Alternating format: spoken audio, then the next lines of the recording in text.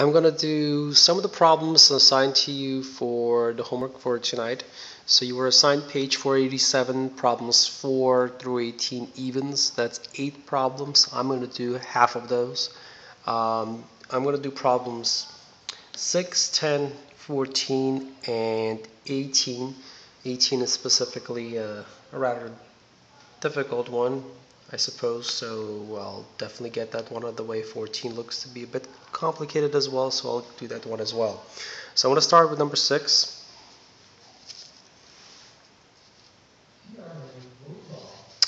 So number 6, it's a pretty simple one. So they start us off easy. So just like in the lesson, you can use the product property of radicals to break this up into its parts. So, well, what is 72 made of? Well, it's made of 2 times 36. Obviously, that's not the only two factors, but those are the easiest factors. So if that comes to mind, that's probably the simplest form you can write it in. It's going to make your life a lot simpler. Essentially, it's an even number, and an even number is divisible by 2, so that's why I chose 2 times something, and in this case, it's 2 times 36. And then I can go ahead and break it down into 2 times 36. And 36 just happens to be a perfect square, which is extra convenient to us. So we can write it as 6 squared. And as I told you before, you can cancel out the power of 2 with a perfect square root. Once you do that, you're left with root 2 times 6. And we typically want to write the constant before the root, so we're just going to move it. And that will be your final answer for number 6. 6 times root 2, or 6 root 2. Next up, I'm going to do 10. 10 is 32m to the 5th power. Again, I can use the product power to break it down and see what the parts give me after I break this down. So 32, I can write it down as 2 times, well, 16.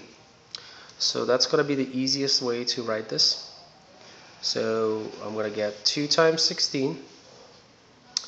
And the m to the 5th power, I want to break it down m to the 5th power in a way where I'll get as many as possible powers of the 2.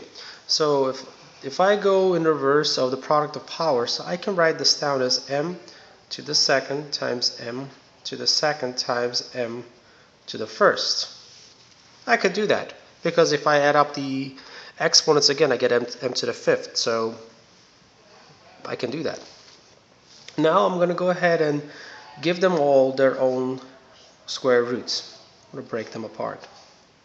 And in the process, I'm going to write down the 16 because it's a perfect square in its exponential form, or squared. And then this, and finally the m to the 1st. So again, the m to the 5th, I can break it down however I like. I could have broke it down as m to the 4th times m to the 1st. Probably, and then broke that down further, but essentially I want to have powers of 2 because powers of 2 will perfectly cancel out their square roots. Once I do this, I take a look at all my new roots. 2, that's a power of 1, so can't really do much there. That's a 4 to the power of 2. Powers of 2 cancel out the square root. Same thing here, not there.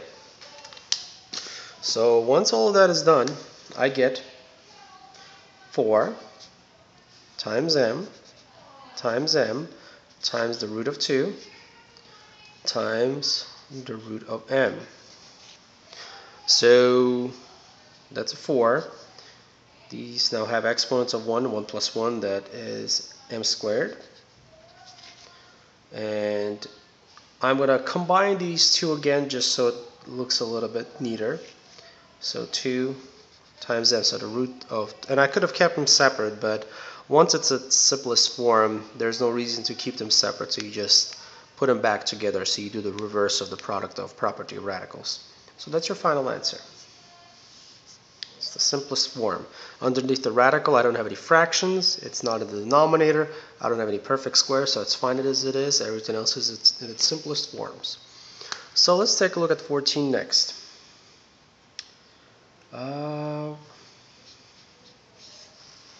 14 is root of 3 b to the third power times 18 b.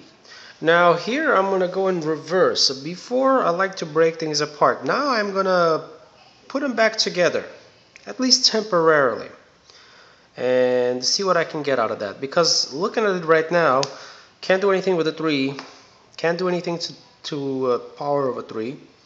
Technically I could do something here, but I'm going to hold off just for a second.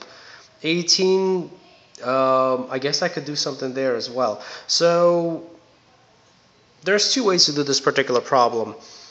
You can combine it first, or you can deal with the separate parts and then combine. So I'm going to combine first. I think that's going to give us a less messy outcome. So I'm going to put everything under one big radical. 3 times 18 times b to the third times b, which of course gives us 27b to the fourth power. Now, how can I write this down so I can have a perfect square in there and as many b's to the second power as possible? Well, I can write it down like this. I can write it down as 3 times 9 times b to the second power times b to the second power.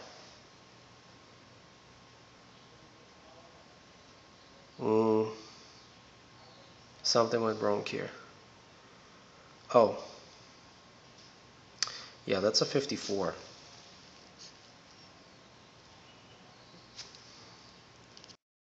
Alright, sorry about that. I'm recovering from a sickness, so my brain is still not functioning at 100%. So 3 times 18 is a 54, not a 27. And that gives us 6 times 9 instead of 3 times 9. So now it's more accurate. So there we go.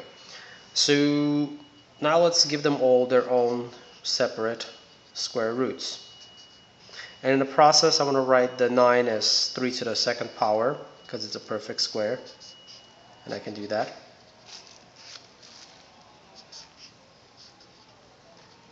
So I'm going to go ahead and cancel out any power to the second with the square root itself. So can't do anything here, but I can here, I can here, and I can here.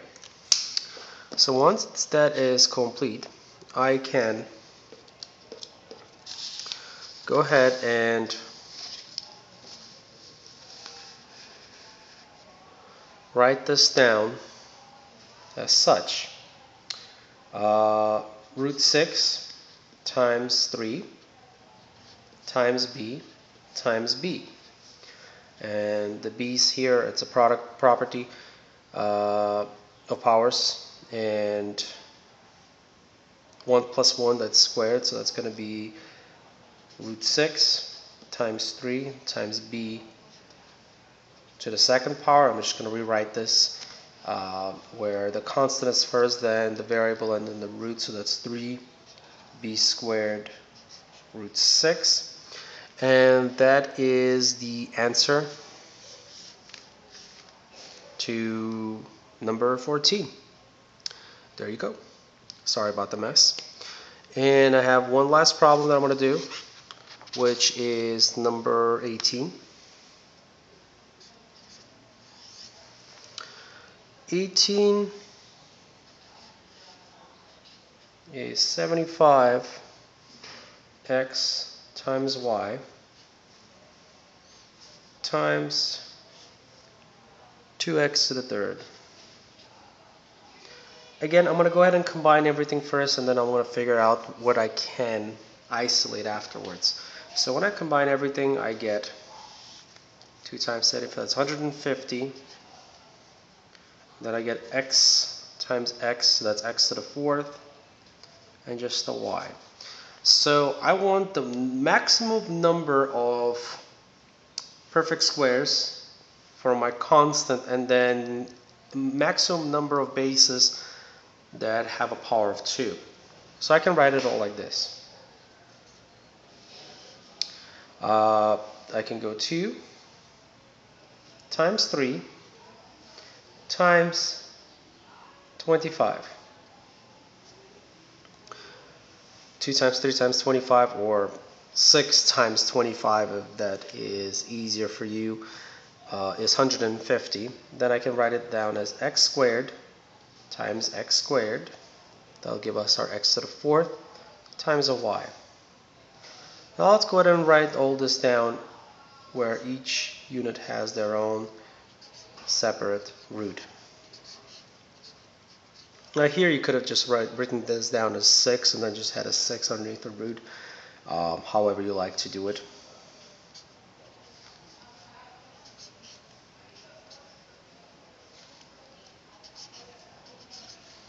And technically I should have probably just written this down as a 5 squared to begin with. I didn't. At any rate, so now let's go ahead and cancel out all our powers to the 2 with their square roots. So here, this goes, this goes, this goes, and that's about it. Can't, can't, can't. So I'm left with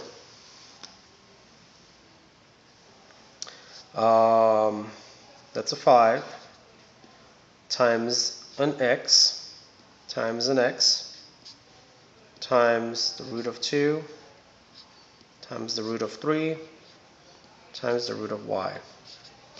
So this is 5 x times x, first power, so I'm going to add them. So that's 5x squared.